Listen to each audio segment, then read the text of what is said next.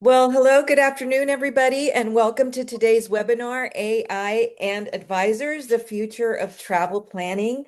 I'm Lydia Gregory, the managing editor for Recommend Magazine, and I'll be moderating this webinar. And this is a complement to our AI Trends survey that was conducted on recommend.com. And that gave way to our 2026 AI Trends report that came out for that survey. So that report will be posted towards the end of the hour, and everybody will be receiving a recording of this webinar. So don't worry if you missed something, you will be getting a recording. So during this conversation with our panelists, we'll be talking about AI and how advisors are using it or not, and what kind of an impact it has within our industry. So before we begin, let's take a quick look at a couple of housekeeping items we have. So during the presentation, please feel free to enter your questions in the chat box, and then we'll gather them together and hold a short Q&A session towards the end of the webinar. And like I said, don't worry if you miss anything. The webinar is being recorded, and you entered your email when you signed up, so you will be getting a copy of the webinar plus the trends report. And we're going to be having a poll put up in a few minutes, or if not, if it's not up already. So we will ask you to please enter your thoughts into that poll because we want to know who is using the AI or not, who loves it and who hates it.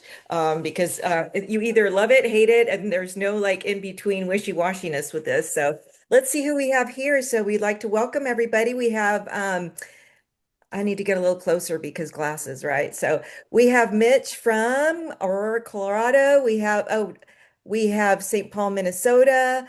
We have Columbus. We have Texas. We have Georgia. We have Florida. Hello from Arizona. I'm in Arizona. Howdy, neighbor. Oh my gosh, we have someone in Puerto, Portugal, New Jersey, Los Angeles, Suffolk, more Arizona, Florida, Atlanta, Georgia, Northern Utah. We have California. Georgia. Oh, Phoenix. Hey, I'm in Tucson. We have LA, Lancaster, Pennsylvania, Ohio. Oh, this is fantastic. Okay, we already have a bunch of answers on our poll, so we're going to take a look at that in a little bit. But before we do that, we're going to go ahead and introduce our panelists today. Starting with Ann J, owner of the Travel Escapes LLG. Hello, Ann J. Tell us a little bit about yourself. Hi, I'm from the South, so I have my double name and Jay. But I have been a travel agent for 12 years. And honestly, AI has become an awesome tool that I use in my agency that saves time. And so I'm just looking forward to hearing more from other people today. Sounds wonderful. And we also have Jamie Margolis. She's the founder of Moms at Sea Travel. Jamie, tell us a little bit about yourself. My name is Jamie Margolis. Like you said, I own Moms at Sea Travel. We focus primarily on family cruise travel and just all of the little details that are so important to families. We're based out of Carmel, Indiana, and we have advisors and guests across the country. Wonderful. And last but not least, we have Nick Borelli, Director of Marketing for Zenus with the Captain America's shield behind him. I couldn't help myself. I'm sorry. I had to Yeah, say something. Tell us a little bit about yourself, Nick. well, I guess I'm not a minimalist. That's the first thing. But I've been in the meetings and event space for over 30 years now, which is crazy to say. I work for an event tech company in the AI space, so I work in an AI company, and I'm also the facilitator with the association PCMA for their course on AI. And I work with a lot of like DMOs and CVBs. So I'm pretty tied into the destination space, and we can't do anything that we do in our space without travel. Wonderful. So I'm going to take a quick peek at this poll because we have had a lot of activity on here. So the question was, do you use AI in your personal life or professionally? No, I don't use AI. I use AI in my personal life. I use AI professionally, or I use AI for both. And that is the one that's taken the lead here with 49 out of 86 participants. We have nearly 100 and my glasses, 161 people on our webinar today. So that's really exciting. So let's go ahead and get started here. First question is, how has AI changed the way you approach your daily workflow as a travel advisor? And let's start with Anjay about that. How has that changed the way you approach your daily workflow, Anjay? Well, one of the things that it has come in so handy for me is when I am needing an itinerary. Before, where I would have to go and research and do all that, I can put it in a question and it will immediately tell me an itinerary with list of hotels that I can check. It will be specific questions if it's family friendly for whatever age group. And it has saved me so much time with my workload by just being able to put that question in and get an answer in less than a few seconds. Wonderful. Jamie, how are you using it? Sure. So, as an agency owner, I'm not as hands-on day to day with our specific guest bookings, but I do use it more with the management of the agency and also with getting information out to all of our guests. So for example, if we have um, some sort of like a piece of marketing that's come into a supplier, and I want to very quickly be able to get that information out. Um, I might plug it into an AI, and I've got mine trained so it understands, the voice that we use, the tone, how we can communicate. And I'll say, can you help me, kind of reframe this information in a way that is approachable, digestible, friendly for our consumers, and in the voice of our agency so that we can get that shared out quickly. Because sometimes you're looking at an infographic even, and there's great information in there, but how do you quickly get it out to people so that they can utilize that information? Um, you can even, you can download a graphic or screenshot a graphic and you can upload it into an AI as a file and say, can you take the information that's in here and make it readable? And so it can kind of translate information from one format to another. Nick, do you have a quick tip that you could tell advisors on how to do this? Sort of like what Jamie is saying. Do you have like a little universal tip that you could pop in here? Yeah, I mean, I'm just really impressed by the different use cases that I just heard. And I teach on implementation, especially for lots of small businesses and practitioners. And one of the things that I heard in all of those is how great it is that it's guided by you two. That there's still so much of you in there. I think that's very important. Like asking questions, like Anjay said, around family friendly. Does everyone ask that? Probably not, but you're guiding it, and I think that's huge. So in a world where we all have access to the same technology, what's the differentiator? I think that's such an important thing to think about. And hearing Jamie talk about like having the right tone, and Anjay talking about the element of like the family friendliness. Those are two great examples of the fact that not everybody would do that. So you are still in there. What you provide and what separates you from other people that offer similar services.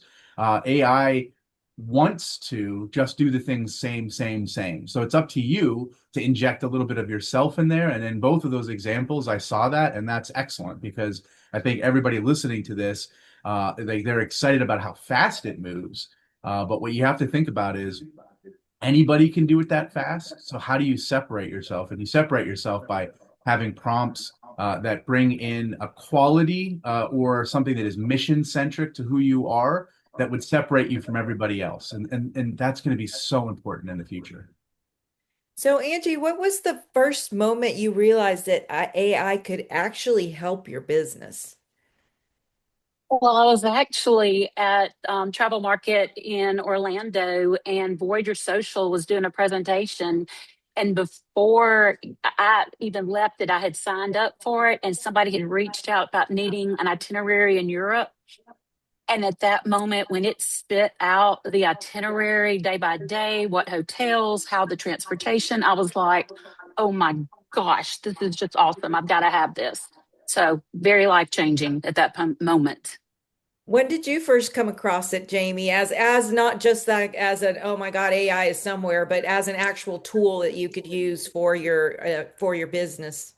Sure. I think the first time that it really kind of got my interest was when I realized that, with Google, you type in a prompt, a question, right? And you get returned all these various results that you then have to click through and decide what that answer offers you that is relevant. And, to pull something from one of my biggest mentors that I think people have likely heard said, Vicky Fried always says, don't have one mentor, have a board of directors, right? So you're not just going to one person, either getting all of your information from them, you have a breadth of information and people available to help you.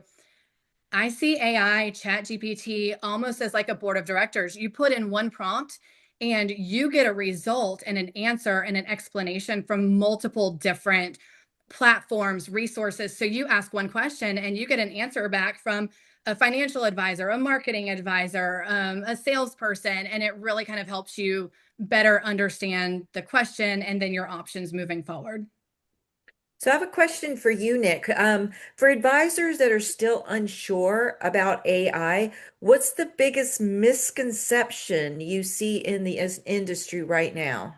Yeah, I mean, there's quite a few, and some of the negatives are real and they're valid. I think, honestly, most of the friction that people have for adoption is all valid. It's just coming at it from a different angle that's congruent with who you are and doesn't violate your mission and what you're all about. I mean, I think a lot of people think that AI is only there to sort of do your homework or to expedite things. A good example that I just heard from Jamie was this board of directors concept. Such a great idea. That's not you using it to do the work for you and just worry about going twice as fast. In that instance, it's an enrichment of you. It's an empowerment of you. So I think the one of the misconceptions that comes out a lot is people think that it will atrophy your value, atrophy your intelligence. It can.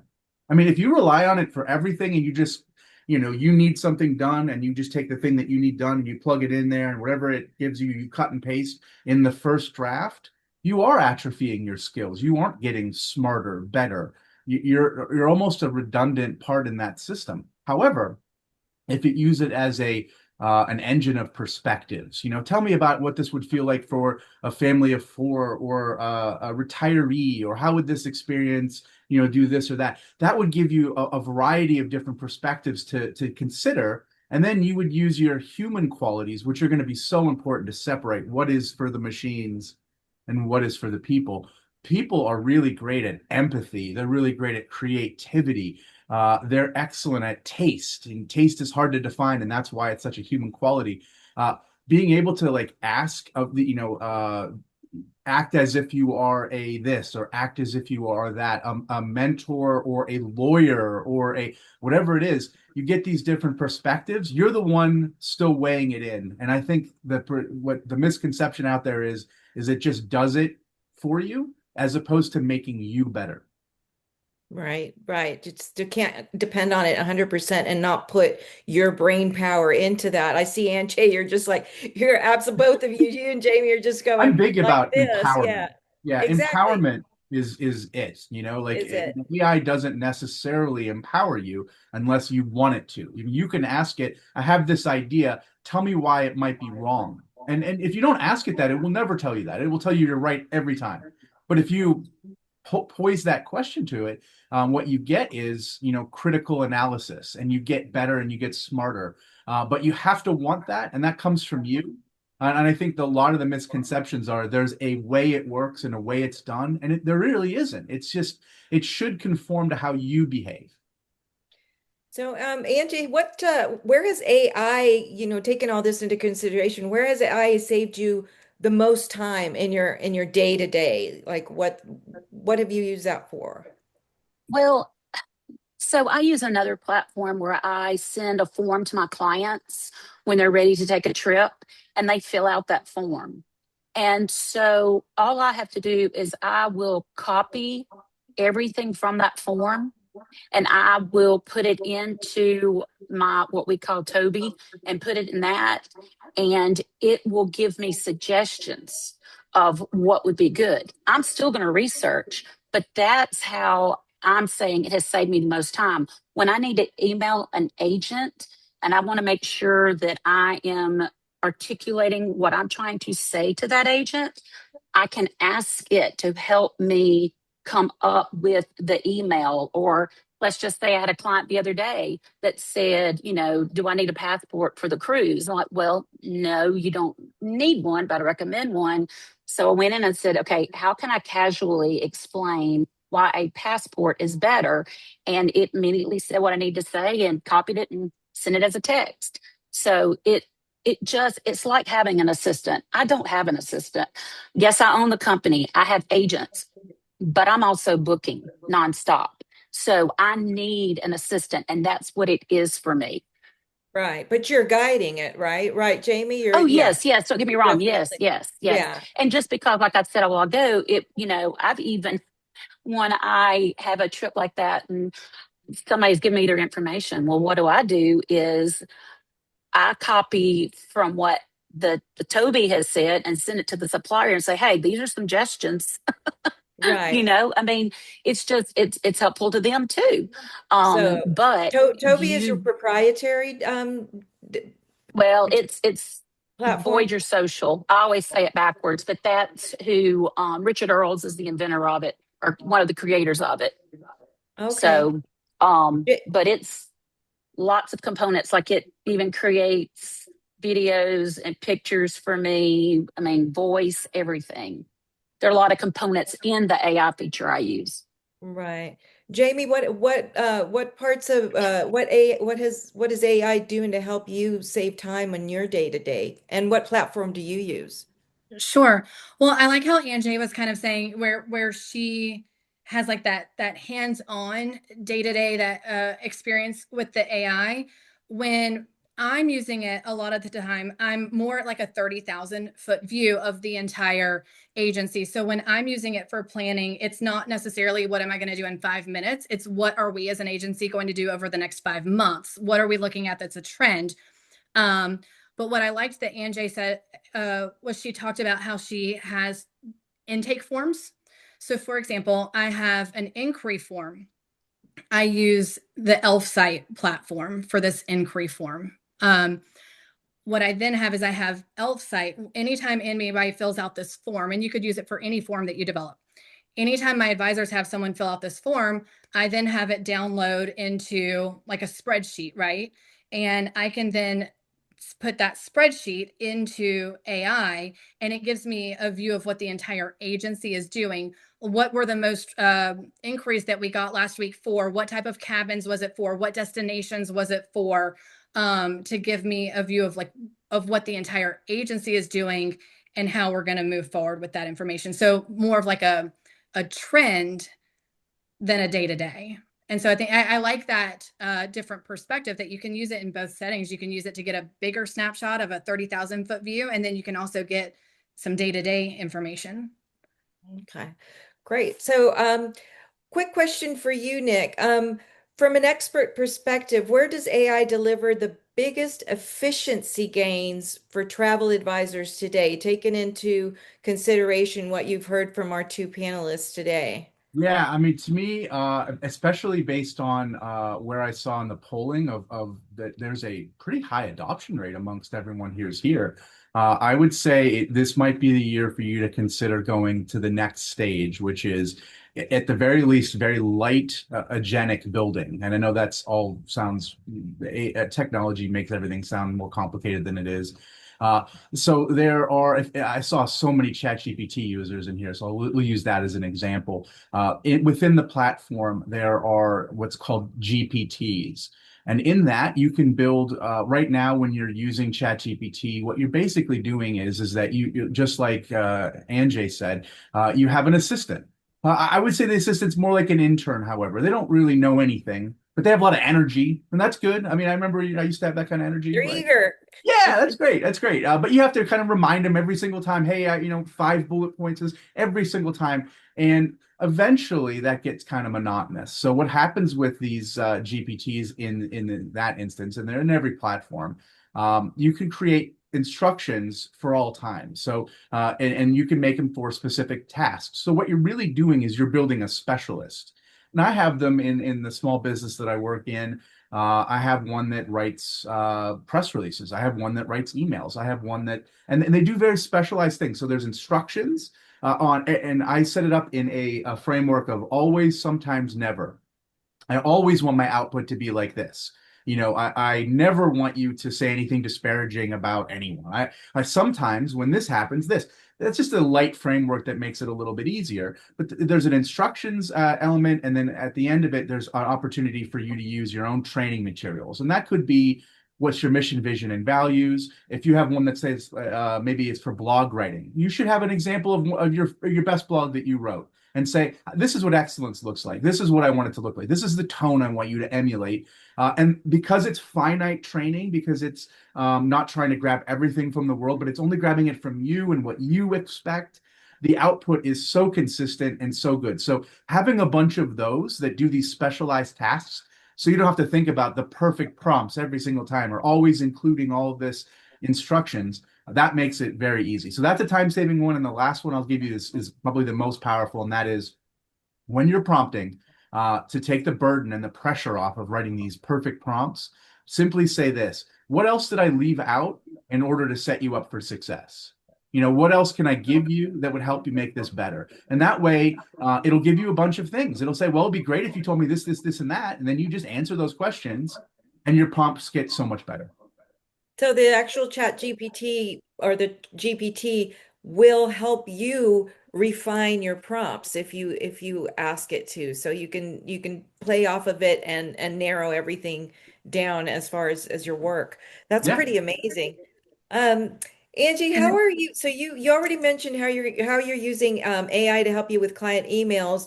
But how do you avoid losing your own voice, for example? Like because it's kind of easy, and I know that some people have been getting emails, and I know I get emails and I get releases where I can tell ChatGPT wrote that out, and it's like, really, you didn't put any effort into it. How do you personalize it to make sure that your clients know that it's you, that maybe, yeah, you did get some help from your assistant, but that it's actually coming from Angie and not from your GPT? Well, I honestly don't use it that much for my emails, but I can direct it to be more casual. If I want it more casual, I can kind of shape it into because it gets used to what I'm telling it. So it's getting used to my language. And so, I'm very wordy. I'm a talkative person. So it helps me get to the point. But still, I believe I'm not losing my voice because it is putting it in a casual manner, because I'm not going to talk to somebody like I'm a doctor. I'm going to Right. sound responsible, but I'm just saying the more that I use it, and I have been using it, the more it really It produces sounds or like you. gives me Yeah. things that I would and say.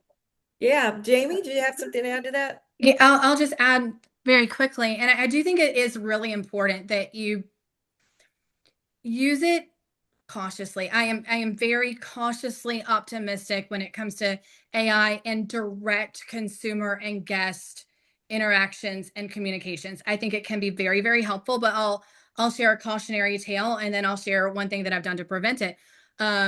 We had a new advisor who was, despite our encouragement not to, was using AI in guest communications. And I got an email from this guest who actually said, hey, I work in AI, but not even working in AI. Like this is very obviously AI. And what it did was it decreased that consumer's confidence in the advisor's actual knowledge and experience, and that guest asked to work with a different advisor. So people do see it. I do think that they come to us for personalized information. I think you have to be very cautious in how you use it, and when it is consumer facing, be very careful. One thing that I have done just to kind of play around with it is I'll say, please help me reword this, but I want you to exclude commonly used grammar, commonly used AI formatting, word patterns, commonly used words in AI. And it's amazing what it'll give back to you when you ask it to behave unlike AI. So, it's tricky. Yeah. Angie? I was just going to say, I use it more Mhm. for my social media post, because I'm going to say I am uploading this to whatever platform. Can you tell me what I need to say? what are the trending Mhm. hashtags. It's Yeah. things like that where I think I use more of AI's voice to communicate that way, because I'm still talking on my cell phone. I'm still sending text.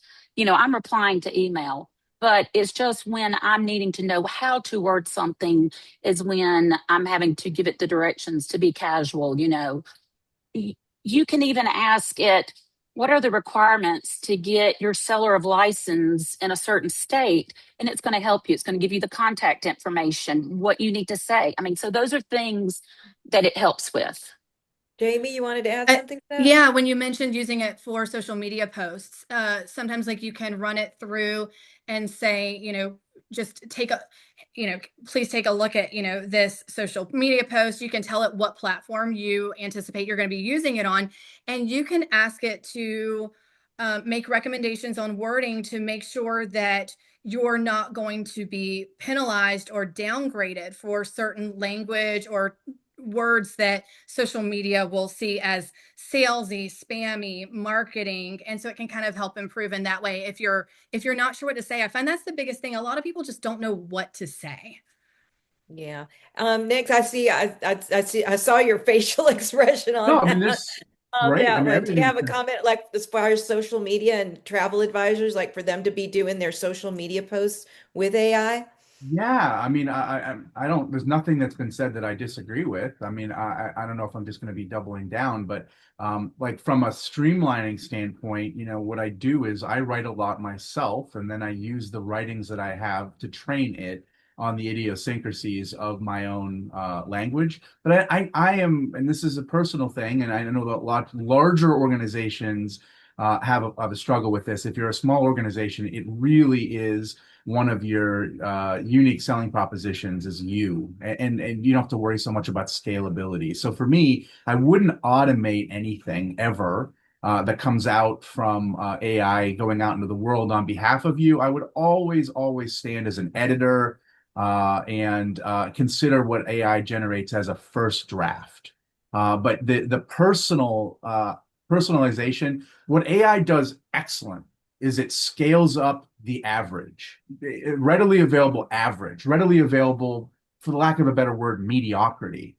But that's not going to stand out. So yes, it can get you from the blank page to something instantaneously, but you should think of that as your first draft. And what you should be doing is thinking about what makes this stand out in a way that is authentic. So you're adding peppering in the authenticity, but you don't have to start from scratch, because the problem with, I think, a lot of the workday for an advisor is that you're going from task to task that are so different from each other, and you have to shift your mind completely from this to that. So just knowing, like, when the cursor is blinking and watching that, being like, the starting is the worst. So just getting a start, here's a bunch of ideas I have, say it out loud in some of the platforms that allow you to do it orally. I need you to, give me a first draft of an email, and then just get it something on there. And then once you see it, just start injecting more flavor into it, because the world is going to have a lot more average and a lot more mediocrity because it's so fast and so efficient. If your job is to stand out and to separate, there was a point in writing where they told you to take yourself out of it. In my opinion, go the opposite direction now. Put yourself into everything.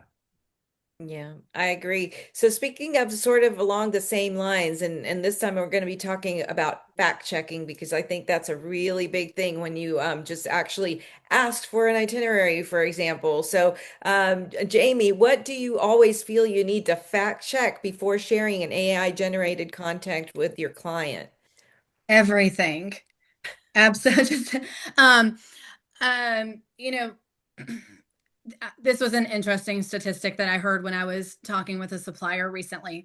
There was a supplier who essentially had an AI audit of their brand done, and they wanted to know how much information that was provided by AI was accurate.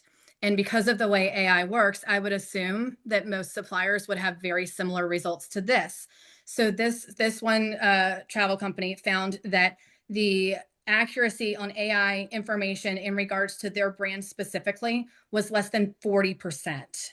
And that really shows you a 60% space that you have to come into and provide accurate information. And this is where Nick will be able to kind of set me straight. But if you think about how AI works, it kind of works by going out there and looking at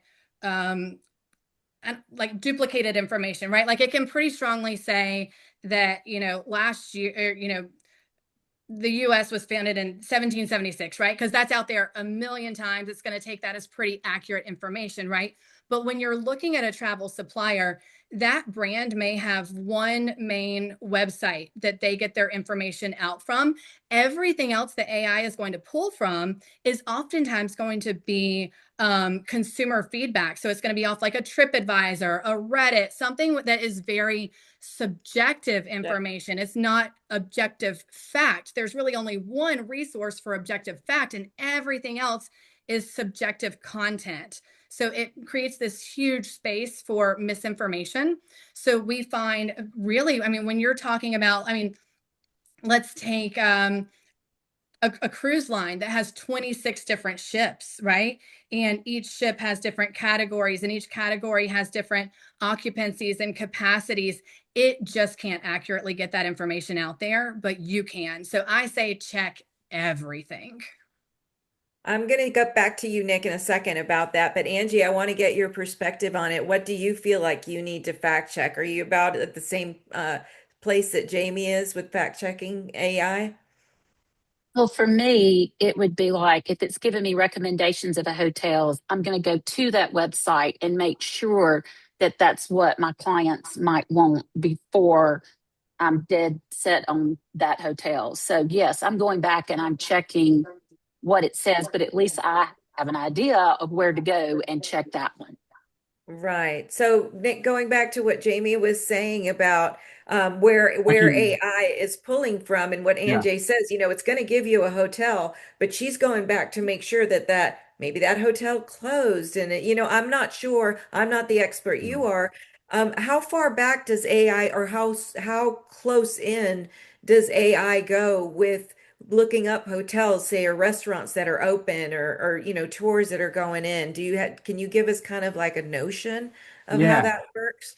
Yeah, I mean, so I'll pepper in some of the terminology. What AI does is something called, or I should say AI, a large language model chatbots, which is when you say colloquially AI, that's most of the time what people are talking about, a chat GPT, et cetera. What they do is something called scraping, and they go on anything that has indexed online that they can pull information from. The sources that you listed are actually disproportionately where they get the information from. Reddit is like huge source of information, which anyone can post anything on that. And there you go. Social media is in a similar fashion. But the niche subjects suffer greatly from accuracy. And what advisors do is extremely niche. I mean, the majority of the content around destinations are consumer facing, therefore, broad, and they're woefully out of date. Because what happens is it's looking to avoid outlier information. So if there's anything that's changed or new, there's probably only one post about that. Meanwhile, what was before, there's probably 50 posts or 50 sources that said that this hotel has, X amount of beds, or it has, this. So if there's an update, it's a real challenge. There is a solution in the marketplace that I just worked on the go-to-market strategy for out of Belgium called Destinator, and they're and in that instance they're trying to solve this problem, this very niche problem, but for destination sorting. But that's primarily for large meetings. There's going to be more and more utilities that are coming out there, and like they're getting around it by having it's a marketplace play. So they're going to directly work with the DMOs and CVBs to hard input information and ping them on a monthly basis to update that information. Short of that, if you just use ChatGPT, you should be very critical because whatever, if, especially any new information, while it has access to new information, until there's a volume of it that supersedes what it had in the past, it weighs the volume and says this is still an outlier information. Okay. So is there any specific is there like a short master prompt that you could put in at the end of a question? Like, for example, do not create information, do not make anything up, do not give me anything fake. If you do not know the answer, say so. Is there like Oh, just like a quick absolutely. little thing that you could tack on to the end of everything? Well, it would say, well, I'm sorry, I Yes. don't know. I'd rather not lie. Two things. One is what you were alluding to, which is to say explicitly, if you don't know the answer, please tell me that you don't. But the real way to do it is and it doesn't do this automatically in all instances, but say every piece of information that you give me in this prompt, please back it up with sources. And that allows you to, in the same way that when we started, referencing the internet on pages, right, you would have the source on it, and it was used to be a discipline of writing, and it sort of went away as our trust migrated, this way. I don't trust AI explicitly, especially in niche environments like we are. So yeah, ask it for sources, and it'll give it to you. This is why I end up building these agents more frequently, is because and again, I'm using agent in the AI terminology. I can build it. So I say that I always want sources. And then I can and say in an always in this instance, when you're doing research for me, give me a rating of your certainty of this between 1 and 10. These are all things you can do. Right. Just good little tweaks at the end just to kind of make secret double agent sure it's not hallucinating or making The up stuff. best you can. I mean, Right, right. Just yeah. not making up Yeah. stuff for you. Jamie, you wanted to add Well, something to just this? a little bit of an anecdotal side story. Uh, my husband loves this stuff. He works in medical technology and he likes to have fun with some of the travel stuff that I do on the side. So he said, I wonder if I could make an AI agent that would write a blog post every single day about what was going on in the cruise industry. And he wrote all the code and everything for this to be done. And a couple weeks into it, and he wasn't publishing it. He was just kind of like checking it for his own entertainment and everything. This was just more of a personal passion project. And one day he checked it, and the information was it was so unusual. We knew it was all wrong. And he said to the AI, is this accurate? Like, I don't think this is right. And the AI agent that he had created said back to him, oh, I didn't realize you actually wanted accurate information. I just completely made that up today. And and so it just kind of, it just, even the AI said, oh, you mean you wanted accurate, real, factual information? I didn't realize that, but this was really entertaining, wasn't it? Yeah, So, that's crazy. That's a A really lot. interesting anecdote. A yeah. lot of the platforms, if you look, there's a little drop down on there, and there's actually different training models that you have access to. And there's usually one, and it's different language in different platforms, but is basically deep learning, and you want ones that like that. And then there's one that's fast. Generally speaking, AI chatbots prefer expediency over accuracy, and in much of our work, I mean, it's really all dedicated to authority. So you would rather something take 60 seconds than 30 seconds if it's more accurate, right? So you can tell it, I'd rather you spend more time working on this than you in favor of accuracy over expediency. And it will take that prompt. That's actually a very, very good prompt. That's a little gem. We've got a lot of little gems here, guys. In case you haven't noticed, we've got everybody's taking note and asking questions. And these are great little gems coming from our advisors and our expert here. So we have a couple more questions. We've got 20 minutes. Wonderful. So Anjay, you mentioned that you had a tool, right? That Toby, I think it was called. Well, So Toby, yeah, Toby. Toby. Toby is the Chat GPT proponent, but he also helps us with the other proponents. So if I want to create a 8-second video and I want certain things in it, I ask Toby, how does my prompt what do I need to say in my prompt? If I'm making a flyer for an event that I'm going to post on social media or send out by email, you know, and I've learned because I said, what happened? There's misspelled words, and that's one of the things you have to tell it with no misspelled words. So, but it's just like the Chat GPT, but it's called Toby, named after the man's dog. So that's what, but it's great. I mean, especially Right. now that I can do videos. If I can say, I want a 8-second video of a group of women in their 50s enjoying themselves on the beach, or a family on a cruise ship with a whale jumping up out of the water, So AI you're does it for training it, me. right? The more you use it, the more you train it, and the more specific Yes, it comes, it becomes, yes, correct? Jamie, what yes. AI tools are you actually using today, and why are you using those specifically? Like, why are they your favorites? You know, I'm not that complex. I'm pretty simple. I'd like to get into a few different things, but I'm mostly just I have the paid subscription version of ChatGPT, and I like it. I kind of like sticking to this one space for me because it does what I need for it to do. I can save projects in there, and you know, I'm not one of the early adopters. I don't like change, so you know, I again, I'll go back to my husband. He's the first one getting the new phone the first day it comes out. He's tried all the different AIs, whereas I just kind of I stay in one area where I know all of my information is being compiled. I've kind of got it trained. So I haven't branched out a whole lot, although I do see a lot of great things out there that I am curious about, but Well, it's kind of slowly the same testing the thing. So, waters. Yeah. Anjay's using Toby. She's got it trained. You've got your Chat GPT trained. And kind of along that same line, Nick, I have a question.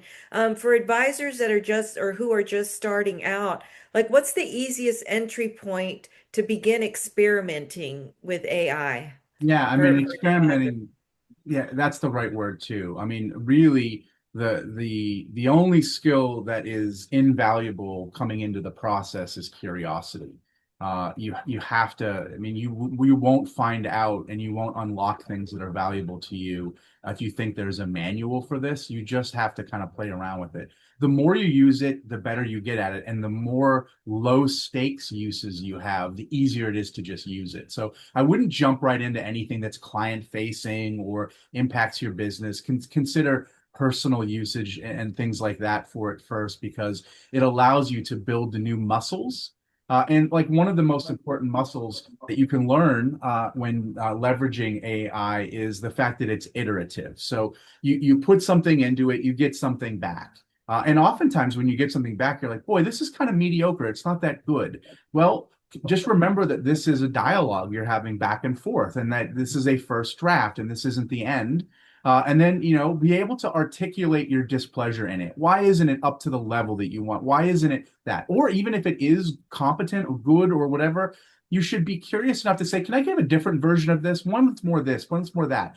When you do that, you get exposed to different viewpoints, different ideas, and your mind starts to really understand what this is capable of doing. So consider multiple paths, so ask it for something and say, oh, can you give me a funnier version of this? Can you give me one that is brief, one that is long?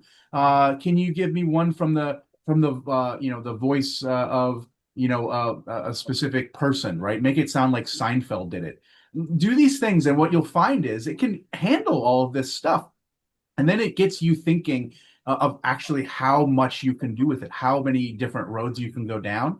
And then it sort of starts to click. But really, it's just like at bats, like using it frequently. And then I really think for a low adoption, it's about ones that don't have any kind of like big stakes involved.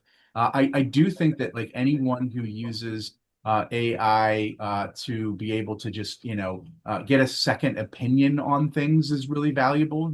Like I do the lawyer one all the time. Maybe that's just maybe I don't know what that says about my life, but what would a lawyer say about this? Or give me the point of view if I had a best friend who was like me at my counsel.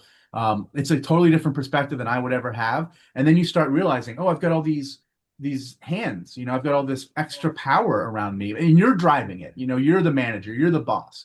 You're not just taking what it says into consideration, and you can challenge it too. If it says something to you and you're like, I don't think that's true, it'll reconsider, it'll take it. So it's all about dialogue and iteration, and there's no wrong answers.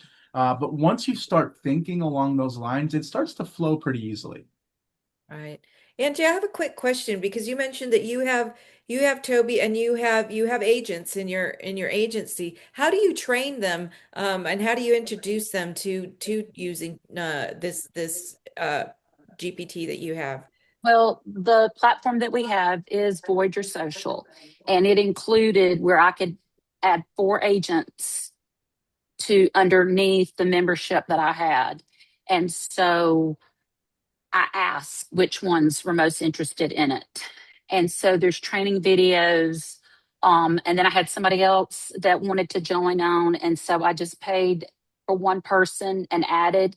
But so not all of my agents, use it, but it is just become very helpful for me. I think marketing is where I'm finding right now the most help.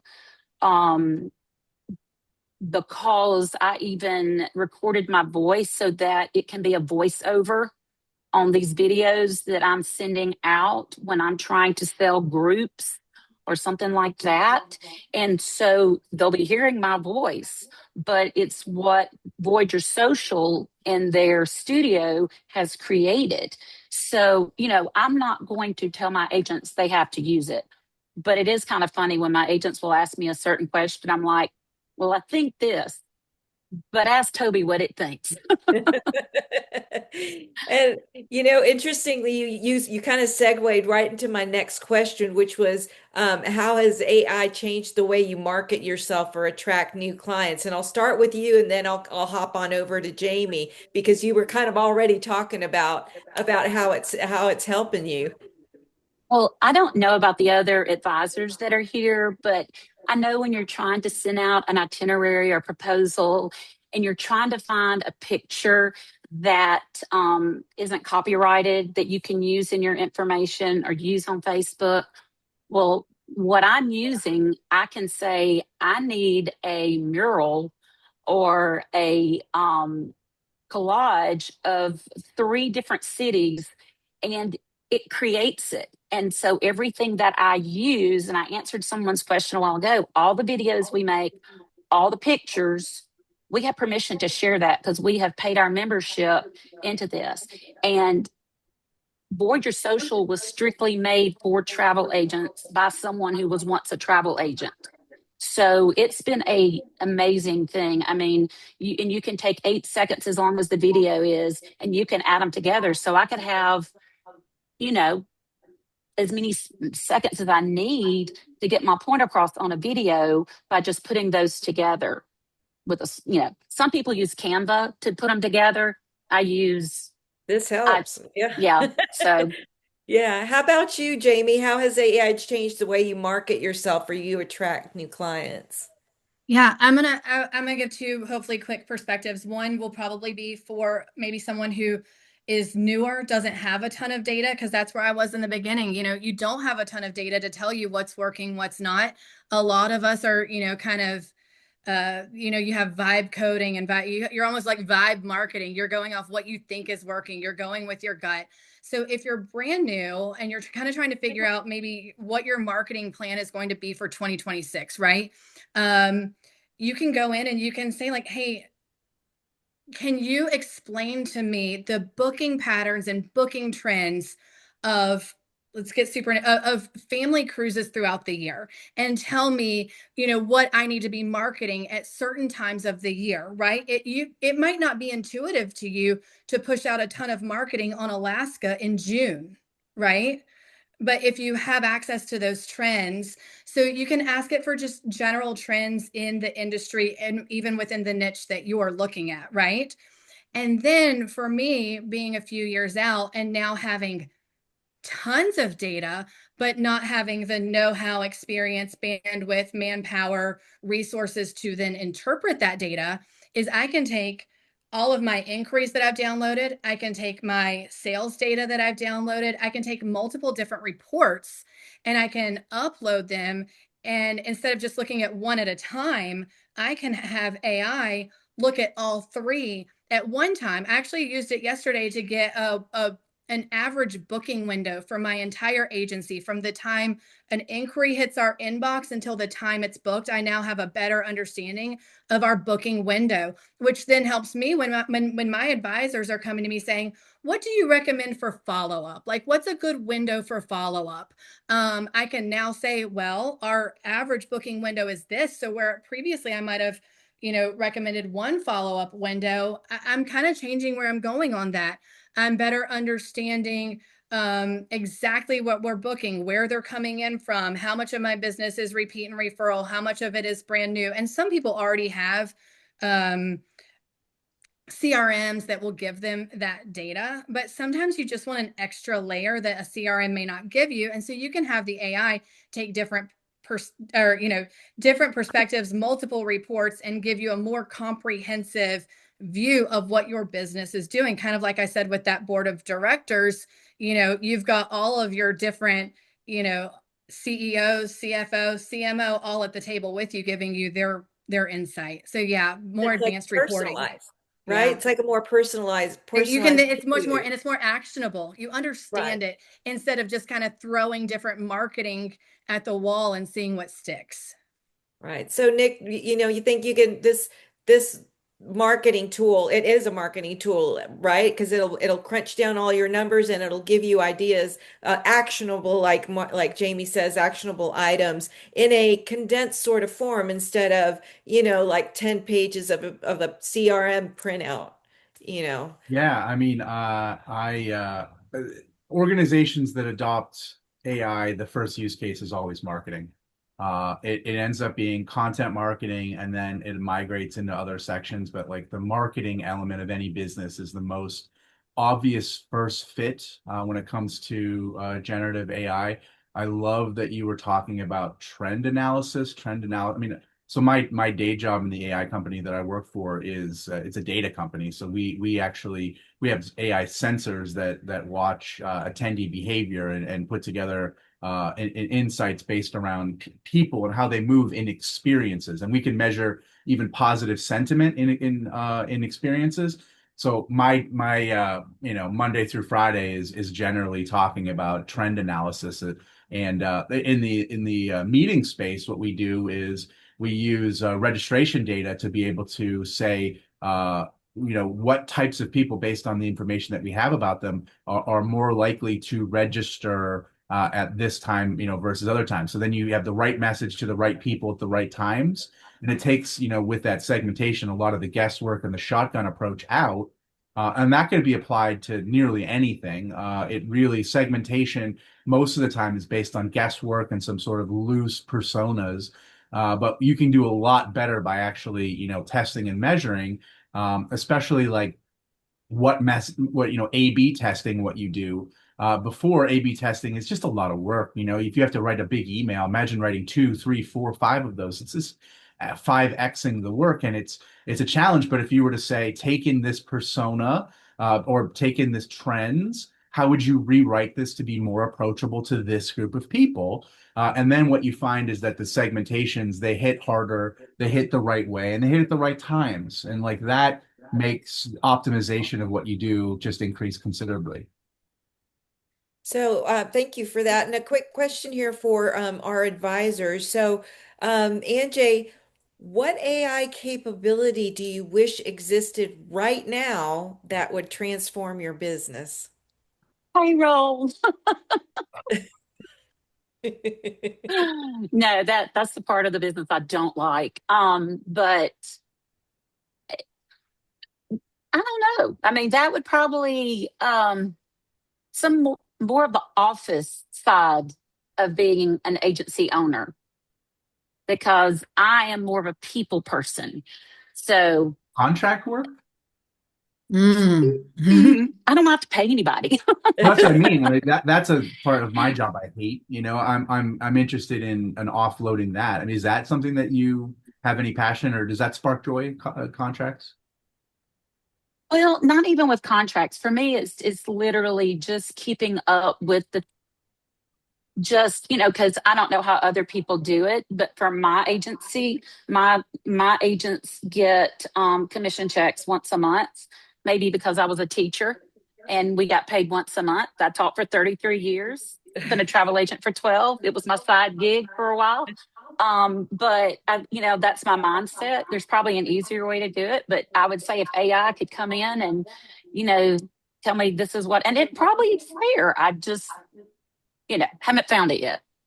That's Jamie, what would you wish existed right now with AI that would transform, that you feel would transform your business? I'm a tough one too. I'm very hands-on. I'm a little bit of a control freak. I mostly use AI right now, not necessarily for you know, tasks, but more as like it's my office buddy. It's a little bit of a consultant. I bounce ideas off of it. I am a very, very, very late adopter. I'm still a paper person, if that tells you anything. So I'm not really sure. I would probably have to see it for a while, resist it for a while, and then maybe decide I might want to try it out. So, and if that tells anybody watching this anything, is that even if you are resistant to this, not so sure about it, you can still probably find a way that it can help you out. So do you think it gives that AI gives advisors a bit of a competitive edge if they use it? Yeah, I mean, it can definitely give you more information than you had before. It's really just a matter of what you're going to do with that information, how you're going to take it and move forward with it. Um, so yeah, I absolutely think it helps. I use it so much for brainstorming, organizing information. You're not really sure what to post today. Like I said, I think a lot of new advisors really just struggle with what to say, how to get the information out there. Maybe you see a graphic or you see a piece of content or you got a piece of marketing from the supplier that you think, man, if my audience knew this, that would be really great. But I don't really know how to um, translate this information to make it consumer facing and guest friendly and digestible. So, you know, yeah, I think if you can use it, it can really help you. It can kind of stop some of that paralysis that I think a lot of people feel. That little blinking cursor that Nick was talking about earlier, that it helps you like move out. So I'm gonna ask we have a few more minutes. So amazing how this hour just flew by because it's such a great topic, I think. So the next question is a topic that came up while we were doing our tech check last week, and I'd kind of like to pop it in here. So AI experts seem to be popping up like mushrooms, the same way that SEO experts were popping up a few years ago, where they were for $99 or for $9,000 a month, I can get your SEO going and blah blah blah. So now there's like AI advisors everywhere. So Nick, how can our travel advisors differentiate between someone who really wants to help you learn AI from someone who just wants to sell you a $3,000 retainer, and just get you some snake oil, as they used to call it. Oh, yeah, I have suffered through that SEO cottage industry for years, and some of them can do more harm than good. I mean, I used to do web design even in the 90s, and my strategy that I would tell everybody is just provide people value. I mean, just so skip the SEO tricks and just constantly focus on whatever your mission is and consider that your marketing is also an outlet of your mission, and not a means to an end, but an end to itself, right? So everything's education and value. And so that's how I skewed the SEO thing. And in the same way with AI, my opinion is there should be no retainer for learning about AI. Someone could give you the training wheels to push you and get you over certain barriers, but they should teach you to fish, because the reason there's so many people who are experts in AI is that once you get into a certain, amount of time spent in it, you're basically an expert pretty quickly. Before SEO is pretty technical. I mean, it really is, especially if you want to look at, deep SEO work and link backs and meta tagging, right? And in AI, it's just talking. It's natural language, it's mostly curiosity, it's mostly perspective. The value that what you would do differently than someone else really is more about you and how you approach things. It's less to do on the technical side. So I would, consider, having someone who can tell you some tricks to get started to check where you're at. But it should not be an ongoing relationship, because it's mostly like once you start pedaling those wheels, you're off to the races. I don't know if you race them Wonderful. with pedals, but whatever. It's not really the technical acumen required for AI is so low. It's just the emotional stuff that you have to get over, which is fair. And I also think that a lot of people have come at it and they've experienced something that they didn't like. Just realizing that you don't have to do it that way is a game changer. Right. So you don't need people on retainer like with SEO. So we have unfortunately run out of time. I think a lot of questions.